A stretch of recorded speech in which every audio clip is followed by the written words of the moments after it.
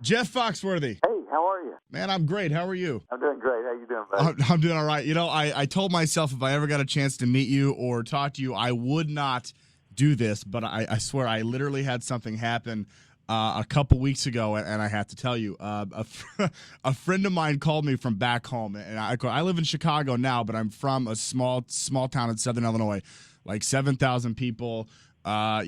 Senior prank was drive your tractor to school day. So like, Yeah, it's kind of the best places to grow up. oh, absolutely. I wouldn't trade it for the world. So he calls me and he says, "You're not going to believe this. Not one, but three kids that we went to high school with are going to be on the Jerry Springer show." I'm not kidding. Or what? I said, "Well, okay." I couldn't believe it. I said, "What's the name of the show?" He said, "Hottie Hookups." And I swear to God, the first thing that came to my head was, well, if you know not one but three people on the Jerry Springer show, you might be a redneck. Yeah, that might even, you could eliminate the might be a redneck. You are a redneck if you.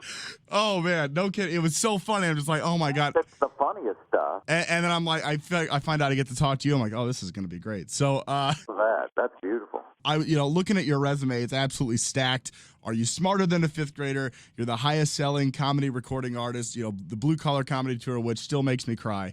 And of course, Blue Collar TV. And now, is this your, don't get me wrong, is this your 26th or 27th book?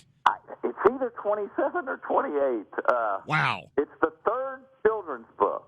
So I do know that. It's the third children's book. Okay, and it's called Hide, which is it's ultimately a children's book about the game of hide and seek. And talk about that. I mean, I read a couple of the lines, and it's very clever. It's very funny. Go into it a little more. Well, the first one I did, I'd always wanted to do a kid's book, and when I started hosting Are You Smarter Than a Fifth Grader, suddenly every little kid knew who I was. And so my daughters were like, "Dad, you've always talked about doing this. You ought to do it now. Kids know who you are." And sat down to write the first one, which was called Dirt on My Shirt. And there was a poem within that book that said, "I looked out the window and saw a snake crawling around in the yard.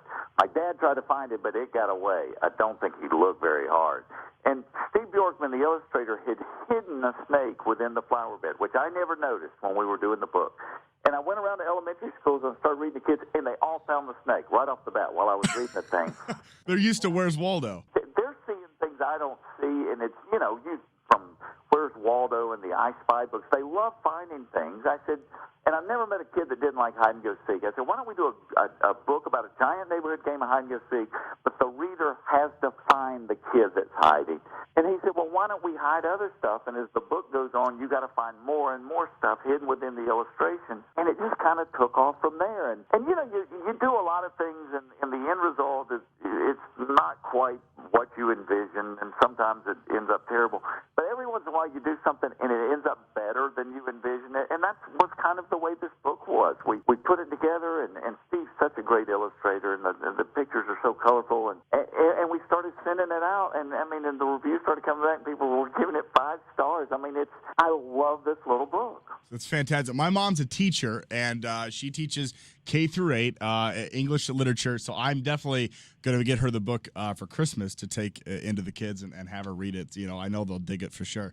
And your mom would probably appreciate this, but my grandmother was not an educated woman. She lived in a trailer, but she had bookshelves all through it, and she loved to read. And when we were little, she used to tell us, people that don't read are at the mercy of people that do. And so she taught us as an early age to love books. And I kind of tried to do that to my daughters. And, now they're in college, and they still love to read. And so when I sat down to do these books, I thought, I don't want to do a book that kids are going to read one time and put on a shelf. I wanted to do books that they pull out over and over and over again, kind of like we did with Green Eggs and Ham or One Fish, Two Fish, Yeah, it is funny you say that. I'm in college myself. I'm a senior, and I'm starting to pull out more books that I've read before, and it's coming full circle that I read it back then, and now I want to read it again because it really made an impact on my life, and it's amazing that we kind of go back to the roots we were as children. Yeah, I think it does, and so when I sit down to do these, I try,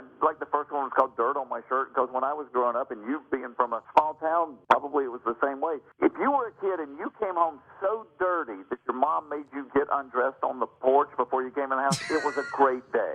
It's a great day. And so that was kind of the idea behind that was, even though we've got so much more technology and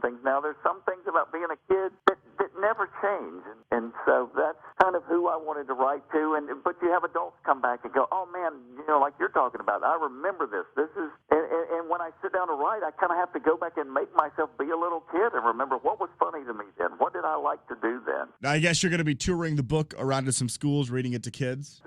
Which is kind of a fun thing to do. I've never done, but I go around to a lot of elementary schools and read, and because of fifth graders, like I said, the kids know who I am. So it's just little kids are they're like old people. There's no filter between thinking it and saying it. So there are a lot of sit in there and talk to. I was doing a school not long ago, and one of the first grade teachers was telling me, she said, last week we had Say No to Drugs and Alcohol Week at school, and she said the first graders made a giant banner that said, I pledge to say no to drugs and alcohol, and she said they all signed their name on it. She said, we got down to the end of the line to sign it, and one little boy said, Miss Cox, I'm not going to sign the banner. And she said, well, Justin, why not? And he said, I'm pretty sure I'm going to have a couple of beers. And I'm like, what has happened to you in the first grade that you've already made the decision to have a couple of beers? Oh, it's so funny. I think you should have Ron White open up for you on your children's book tour. What do you think? Ron, that's kind of the way the whole blue collar thing started, because Ron opened for me. I saw Ron the first time he was ever on stage, going up at an amateur night. I was working at a club in Arlington, Texas, and Ron opened up for me for years. And then when we started doing the blue collar thing, me and Bill and Larry and Ron had been buddies forever, and so that's how kind of that started. And we did that for a long time. But now Ron's like, he goes, it's too hard to write clean. I'm not working with you guys anymore. I can see him saying that. And I have just started going back out on our own, and we're calling this tour, we can't call it blue collar because we don't have Ron, but it's called Them Idiots. Them Idiots. Them Idiots. And in fact, we're coming to the Allstate Arena there the 19th of this month. And I got to tell you, it's as funny as anything we ever did on blue collar. We are having so much fun. We haven't been on stage together in 3 or 4 years, so we're just kind of having a ball with it. I'll be at that show.